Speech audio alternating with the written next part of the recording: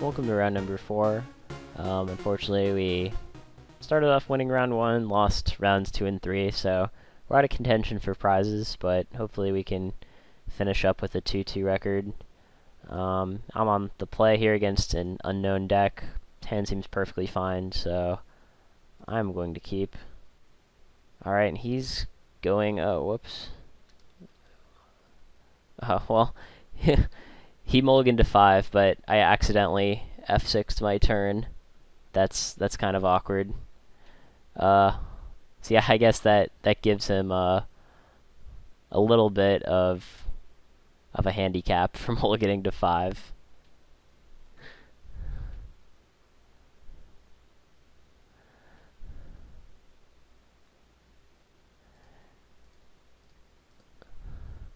I guess you can just think of it as me being on the draw against an opponent who mulliganed to 6 on the play. That works too. In reality, though, I was supposed to be on the play.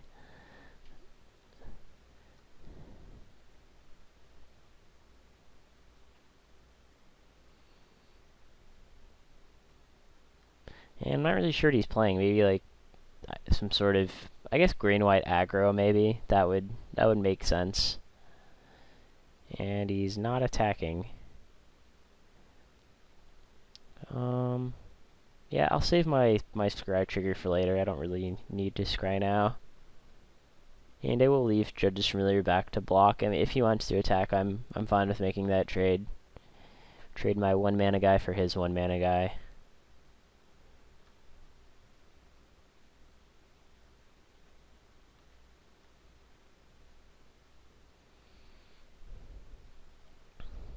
Alright, he's just doing nothing. Oh, I guess maybe he's green-white and he has a bunch of white cards that he can't cast.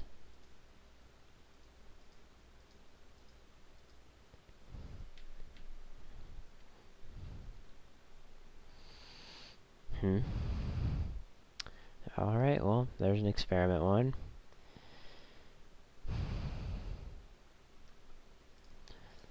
And I'll go ahead and attack for 3. So yeah, I guess it is green-white. Just like I thought. And I'll go ahead and Master Waves for 5. Don't really see a good reason not to.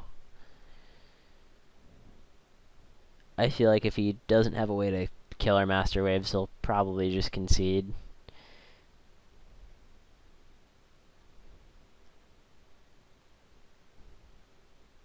Yeah, okay. So that was pretty easy game 1. Our opponent did mulligan to 5, so that happens sometimes.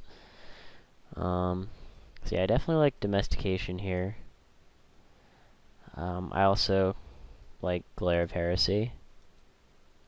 Don't really need the god too much, and I don't know, Deputy is just kind of like a Grizzly Bears in this matchup, so I think we'll just go with this. Yeah, this hand seems fine. We've got a 1/4 to hold down the fort here, and it looks like he kept.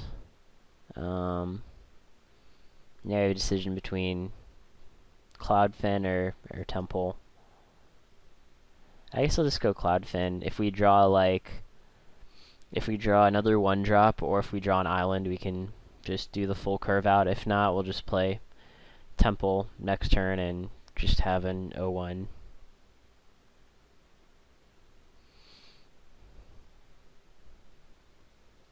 Alright, looks like we're going to be taking 2.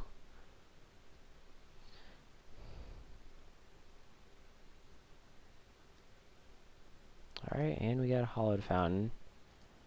So, time to play a Frostburn Weird.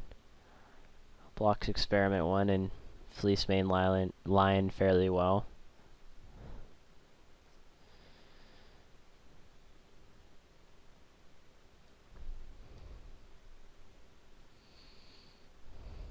Ooh, Smiter.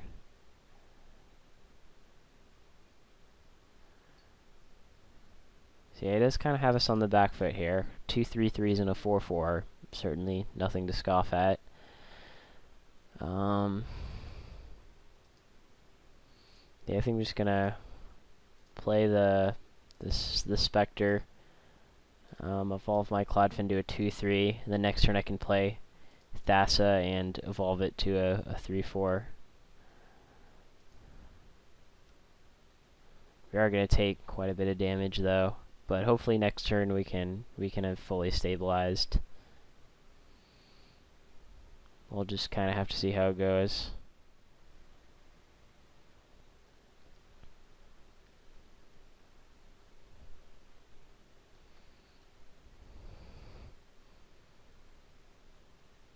Master Waves could also be good. Yeah, this turn I'm only gonna attack with Specter.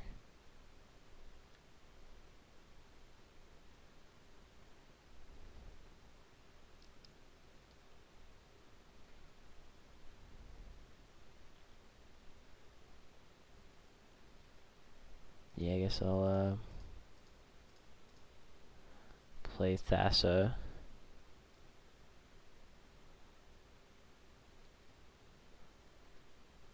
Ooh, what's going on here? Ooh, Selesnya Charm. Our guy still does evolve, fortunately. And that can go to the bottom.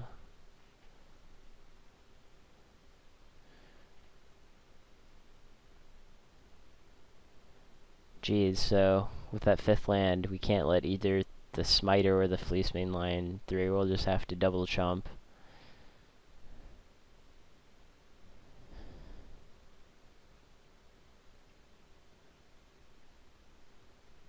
Maybe we should just not attack with the Specter last turn. Oh, okay, well I guess with Unflinching Courage I think we're just dead no matter how we block, I think. So yeah, we can block here and take 2, and then block there, but that'll be 5, yeah. So we're just dead. All right, I guess next game. Oh geez, well we're on the play. Yeah, I don't know if this hand is too promising. Problem is we have no way to really impact the board early on. Maybe if this like island was like a Hallowed Fountain, I might keep it, or if like the Mutavault. If we had a white source, I'd consider keeping it. But the problem is we would need to draw a white source and more threats. So I think I'll just go to 6. Yeah, this is a little better, I guess. Yeah, that's gonna get bottomed. Pretty much anything that's not a blue source is going to the bottom.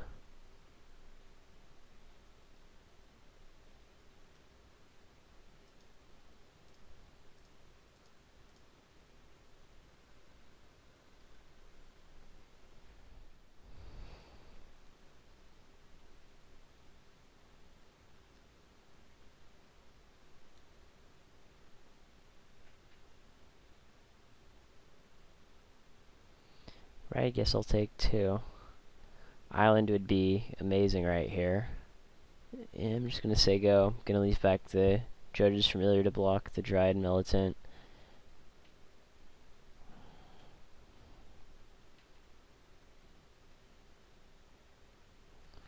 Alright. So any land at all would be absolutely amazing right now. I don't even think it was really correct for him to board in Unflinching Courage since we have so many outs, but we have to actually be able to cast them. Instead, looks like we're just getting another Mutavault. Alright, I'll just attack for 1.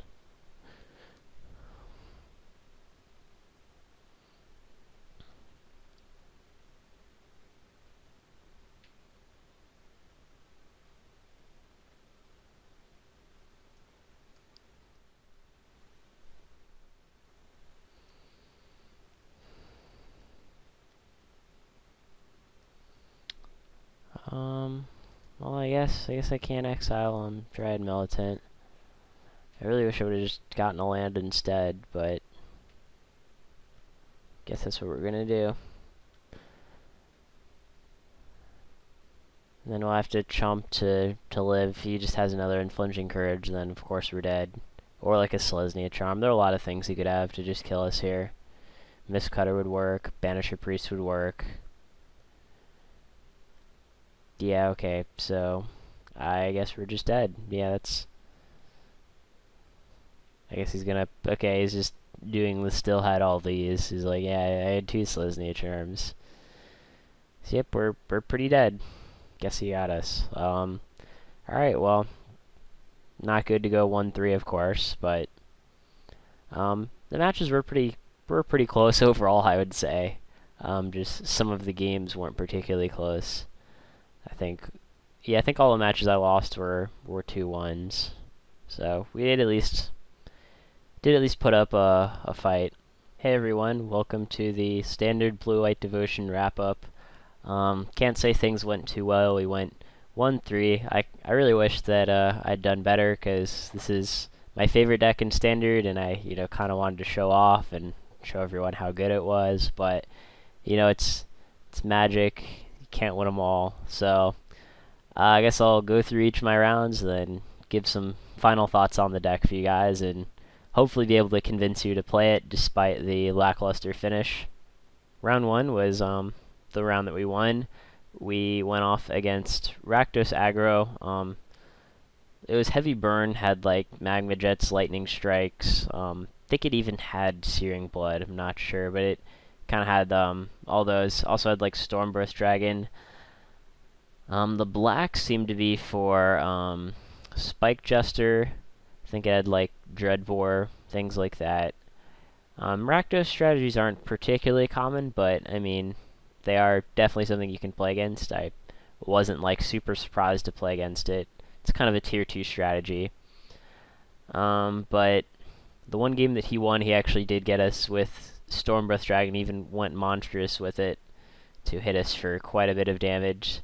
So that was what got us the one game. The other games, our deck just kind of did our thing, relatively uninterrupted.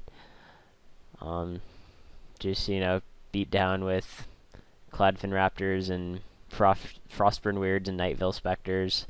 Things like that. The games weren't like particularly eventful. In round 2, we played against Jund Monsters, which I do consider to be a good matchup for me. At the PTQ, I top 8'd. I beat 2 of those decks in the Swiss, but we were not able to get it this time. He kind of just curved out better than we did. I know in Game 3 we kind of had an awkward hand with like double Master Waves, and we just kind of knew he'd be able to answer both, which is kind of unfortunate. I might have even pulled the trigger a little too early on casting the Master Waves. It's kind of hard to say what was the correct play. Then in round 3 we played against Black-White Control, which is another deck that I consider to be a good matchup, but turned out we lost.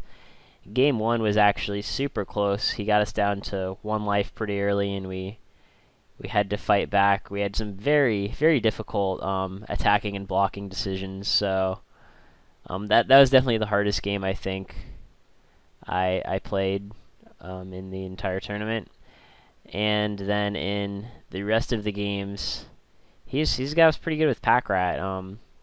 I will say that in this tournament, we drew a lot less Detention Spheres than I normally did, or I should say cast a lot less Detention Spheres, because I know one of our Detention Spheres got Thoughtseize, but overall, there were very little Detention Spheres that got cast on our part, and that is one of the strongest cards in the deck, and it's very highly correlated with winning. Normally, I don't have much of a problem with Pack Rat because we have Thassa to let our creatures attack through it, and then we have Detention Sphere to clear them all up. But didn't really work out that way in practice this match. So yeah, we unfortunately had a 1-2 start, hoping to finish out 2-2, but in round 4 we played against Green-White Aggro. Got the first game very easily after he mulliganed into a very bad hand. Game 3 we kind of ended up doing the same. We had 1 Temple of Enlightenment, 1 Mutavault, and then never really got anything else going after that. We didn't draw more sources, which is kind of unfortunate. So, in some of the games, things just really didn't go our way with the draws. I don't just want to be arrogant and say that, oh yeah, I only lost because I didn't get lucky, but in general, in those 3 matches that I lost, they are matches that I'm pretty confident in. Overall, they're certainly ones that I've beaten in other tournaments. So, I don't know, give the deck a try, test it out. I really like it. It's a lot like Mono Blue, but I feel like the Detention Spheres do give you more options. If, of course, you draw them, that helps. And I really like Ephara too. We did get a few draws in with Ephara, but in some of the games we kind of got killed before we had much opportunity to really take advantage of it. I know I mentioned in the intro that Jace would be something to consider cutting. Yeah, I think we boarded in against like Rakdos, but that was like the only thing. And even there, I wasn't really sure how good it would be because he seemed to be more relying on like 3 power creatures than 2 and 1 power creatures. And of course, he had like Storm Breath too, which is a 4 power creature. So, yeah, I would consider cutting those. Don't know what, I mean, we could do like Glare of Heresy and Revoke Existence, but those wouldn't have really helped in any of the matchups that we played. Of course, those would help in other matchups, like other Blue Devotion decks with Revoke Existence, and then blue-white control for Glare of Heresy. And the second Glare would have been nice against the green-white aggro deck, too. So yeah, try it out. Like, I really like it. This is one of the decks that I'm most passionate about in Magic right now. I really enjoy playing it. I'm going to play it at Cincinnati in 2 weeks. Hopefully I'll be able to come back and say that I at least cashed at that Grand Prix. So yeah, give it a try. Standard's a very open format right now, so it is for the most part very skill intensive. It's kind of a format where you can play whatever you like. Aggro, control, mid-range, all those strategies are viable. Personally, it's one of my favorite standards in quite some time. So hopefully you guys liked watching the matches, and you'll consider giving the deck a try. This is Alan Pennington with Gathering Magic. Thanks for watching.